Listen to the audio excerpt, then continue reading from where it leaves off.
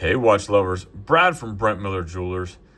And today I thought we'd take a look and compare the Tudor Black Bay 58 in blue and the Omega Seamaster 300 Heritage in blue.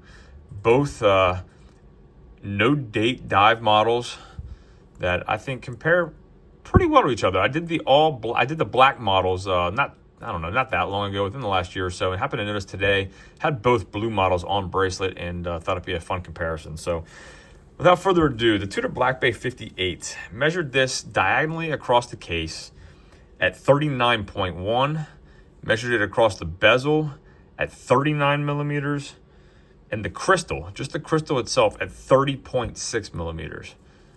Case thickness of 12 millimeters, lug to lug 47.8, 20 millimeter lug width, tapering to 16 at the last link, and then back out to 18 at the deployant style clasp with the fold over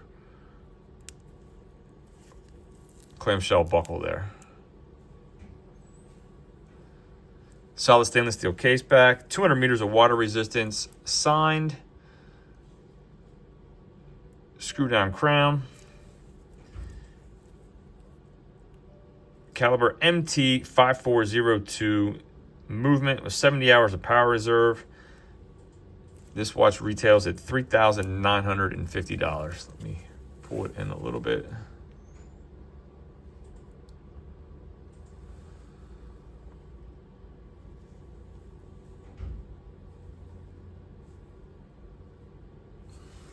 And we'll compare that to the Seamaster 300 here. 41 millimeter model, so a little bit larger. Again, diagonally across, 41 millimeters.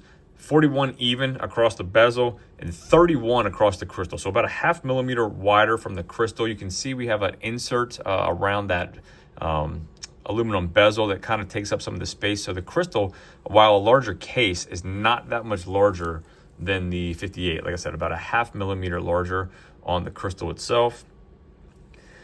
Do have a slightly thicker case at 14.1 compared to that 12 millimeter case of the Black Bay 58. So definitely a thicker movement. However, you do have 300 meters of power reserve, or 300 meters of water resistance. So extra 100 meters of water resistance. 21 millimeter lug width, so slightly wider, but the same taper down to 16 millimeters at the last link and back out to 18 at the clasp. Let me show you the clasp side by side. Did not take measurements of the actual length, but if you put them together, top to bottom, Omega might, actually pretty close if you count the bottom of this. So Omega might be slightly longer, but again, both 18 millimeters. You have a deployant, twin trigger deployant without the fold over clasp like you do on the 58. Exhibition case back. Underneath there is the Omega caliber 8912, 60 hours of power reserve. And this model retails at $6,700, so a little bit more expensive, obviously, compared to the $3,950, almost $4,000 of the Tudor. And I did weigh them both. The Tudor came in at 146.3 grams, while the Omega was 152.6, so fairly close on weight. I think both of them look great. I would say, as far as the shade of blue goes, I get almost a hint of purple out of the blue on the Omega, which I like. You also kind of have the aged lume look on that sandwich dial compared to the more white lume here on the 58. Go over bezel action on both of these. Got a 60 click bezel action, fairly easy to grab even with the gloves on.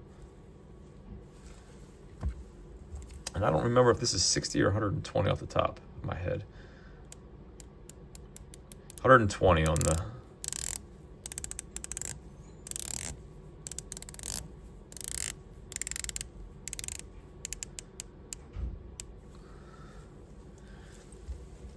Another noticeable difference I didn't mention talking about the bracelets is you do have the polished outer links on the Omega compared to the all brushed but rivets. So if you don't like rivets or the look of the rivets, then hopefully you like the polish if you're comparing the two of these side by side. So let me throw these on wrist real quick, get you a lume shot, we'll wrap this up. Again, I have a 6 3/4 inch wrist.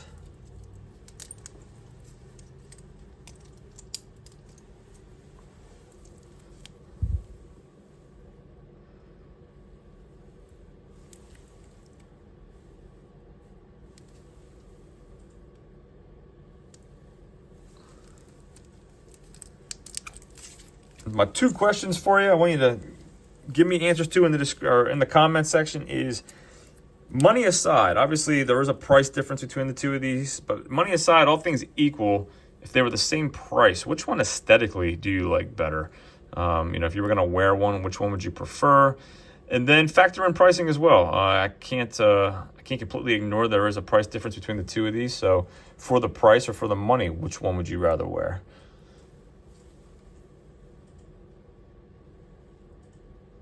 That domed crystal does give some reflections here, so I apologize for that. I'll hit the lights real quick.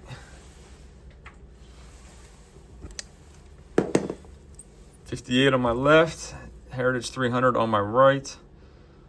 Both really good lume. I do like the blue shade and the 2-tone application here with the green on the minute hand. So as always, if there's anything I can do for you, anything at all, email me, brad@brentlmiller.com. Thanks for viewing, and we'll see you in the next video.